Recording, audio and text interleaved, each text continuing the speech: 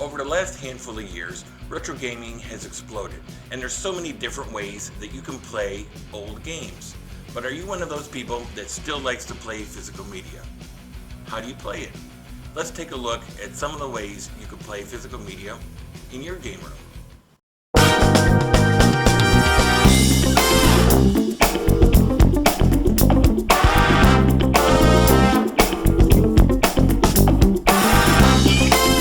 Hey everybody, welcome back to the Midwest Media Show.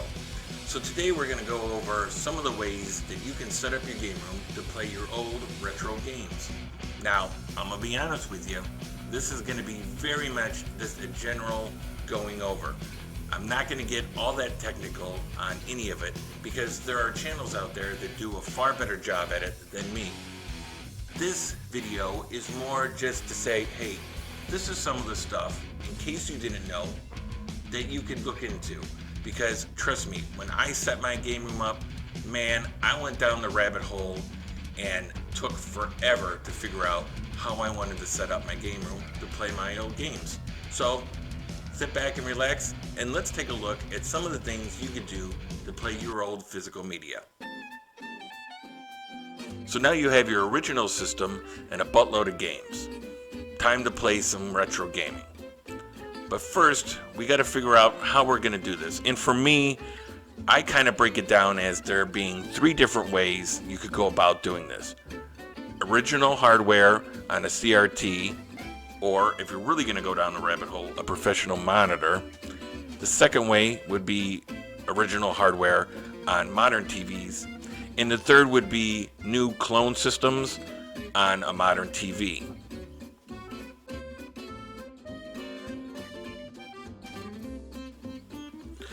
The first setup is an original hardware to a CRT or tube TV. The hookups are fairly straightforward and don't take a lot of effort. Basically, there are two kinds of connections here, an RF and an RCA or composite. The composite and RF cords plug directly into the back of the TV. Earlier televisions required a TV to game switcher box that attached to the back of the TV with two screws, but I'm willing to bet that you probably won't have to worry about that. I don't think there's too many of those TVs still around.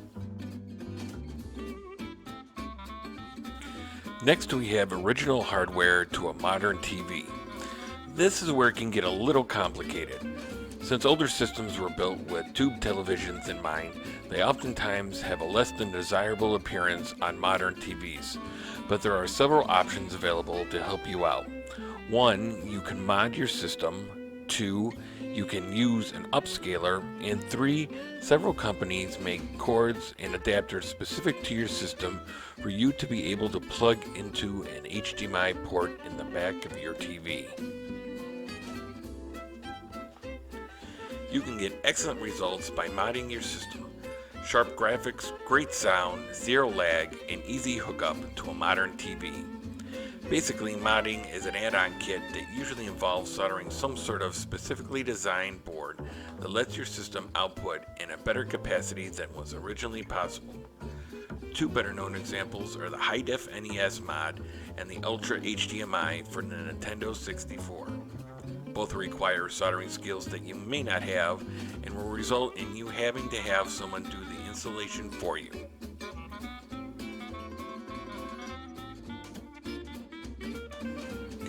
Another way to make your old consoles look better on a modern TV is using upscalers. If you go online and search for upscalers, you will get the phone book, and most of these are iffy at best. So here are 3 that are generally thought of as decent upscalers. The FrameMeister, OSSC, and the RetroTink and RetroTink Pro.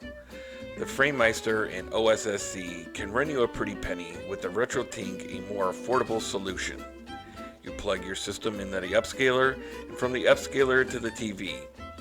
Each upscaler has a bunch of options to toy with, and some tinkering around might be necessary to get the best picture possible.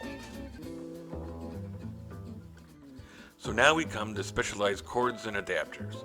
Companies such as Hyperkin, Pound, and HD Retrovision sells cords to plug right into the back of your system and have an HDMI or component plug on the other end to hook into a modern TV. Results will vary from cord to cord, but most people agree that HD RetroVision cables seem to be the best option, with the other cords a solid second.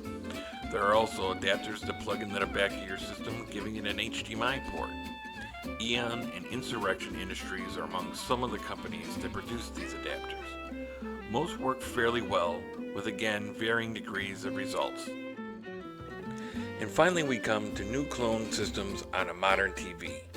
When the retro gaming scene exploded, a need arose to bridge the gap between old technology and new. And one of the solutions was to create new consoles that played physical media and output in HD resolution.